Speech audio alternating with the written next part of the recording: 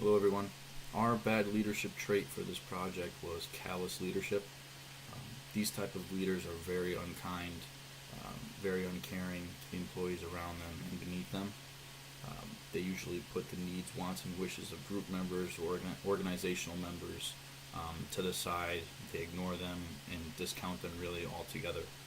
Um, this type of leadership is usually seen in high-ranking leaders, politicians, CEOs, but could also occur at any position in a business hierarchy or any organization or group area. These type of leaders share this traits of being very intelligent and highly accomplished. So these are people usually of high power in organizations. What callous leaders do is they feed off of fear of others and greed.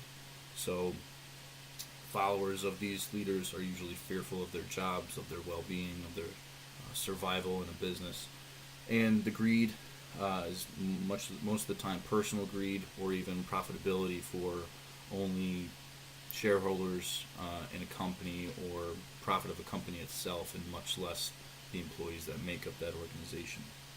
Um, they lack emotional intelligence most of all.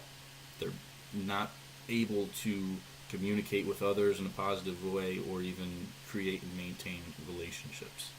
So they're almost loners, don't really get along well with others, obviously. Um, they also focus on the short term benefit and performance rather than the long term well being of a company. Um, they focus a lot on downsizing, job cuts, anything to save money and create profit only for the short term. They are power hungry. They yearn for power over all else, power and respect over relationships, you know, being loved by others or having that type of relationship with others. And they also have a misplaced expert power confidence. So the followers lots of times will see these people as experts at the beginning, but then realize that this was expert power that was misplaced on their behalf, and they become fearful of these followers or of these leaders as followers. Uh, to prevent this type of leadership is difficult. These traits are usually created through a lifetime through these leaders, although sometimes they are learned. Um, so a way to prevent it is to focus on the empathy of people in a more shared power environment than more personal power and one kind of ruler over an organization or company. We see this type of leadership in leaders around the world. You know, when you think of callous leadership with what followers or citizens, you immediately think of Vladimir Putin, Kim Jong Un, dictators who want the power all for themselves, don't care if they're liked by others. All they care about is their own personal power and exuding fear in others in order to gain that power. But we also see it in people in a learned type of behavior. Margaret Thatcher, in one instance, if everyone remembers in the movie, towards the end of the movie when she's having a meeting with her advisors and the Lord President, she gets very angry, starts talking down to everyone, starts talking down especially to the Lord President, embarrassing him in front of others, saying that she should do his job as well as her job and everyone else's. So this is a type of behavior that was learned on her behalf. She became callous. She definitely wasn't callous to start out, nor was she throughout her whole term. But it definitely came out inside of her through the power that she had gained in the position. So she had been in the position for 11 years. And a person who has that power usually wants to become more powerful. And callous leaders usually see their downfall. They fail in one way or another. And this is really the only cure for that type of leadership. Most of the times these people have to fail so they realize that they can lose that power. So I would say that callous leadership is definitely toxic in organizations. It could be at any position in the company, mostly the top, but it can be learned throughout each stage of the company. So I would say that while callous is something that is hard on its followers in today's day and age, the media is so intrusive in businesses and companies and people's business that callous leaders have no place in this world anymore. People have voices. People are not afraid to take their camera out, record someone, or show pictures or what have you. So callous leaders, definitely in today's day and age, in the 21st century, are being found out sooner rather than later, and losing their power and position sooner rather than later. Thank you very much. Cal Murphy and I were assigned callous leadership. Kyle did an excellent job describing callous leadership. The company I will be speaking about is the United States Post Office. If you are like most people, the post office has delivered an untimely damaged or lost a package to you or someone you know. The post office has approximately 6,400 complaints and reviews with a rating of 1 out of 5 from consumeraffairs.com. There are over 4,000 comments from employees rating the company 3 out of 5. That's on glassdoor.com.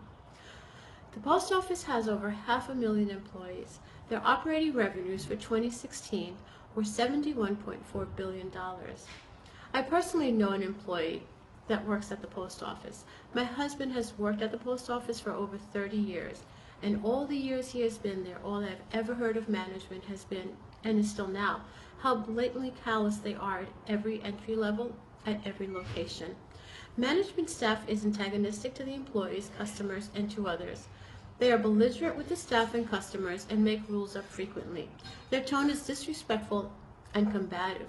That's the way it is, and it's always been done.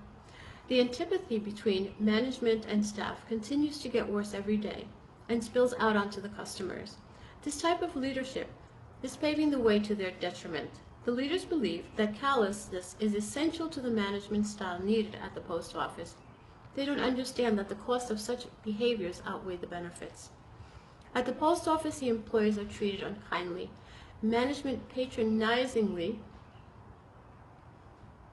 express gratitude for a job well done. Management is kind to each other, but in an exploitative way. They aren't considerate about the employees' needs, both at and outside the job. They don't care if you have childcare issues or if there is a snowstorm and you can't get to work. Their response is, we have a business to run. As an example, the day of 9/11, no attempt was made to account for the whereabouts or safety of nearby personnel.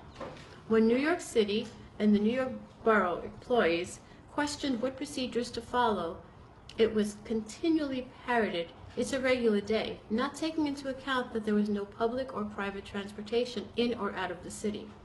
They had no emergency disaster plans. During the anthrax scare, they were not given clear instructions. There was an instance where a supervisor ordered the porter to mop up white powder an employee had discovered at the entrance of their facility.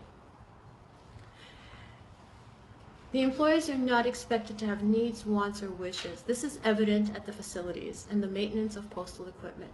The condition of all their offices is an excellent example of their callousness. The offices are filthy, as are the bathrooms. Supplies are limited, and their equipment is mostly antiquated and rarely serviced.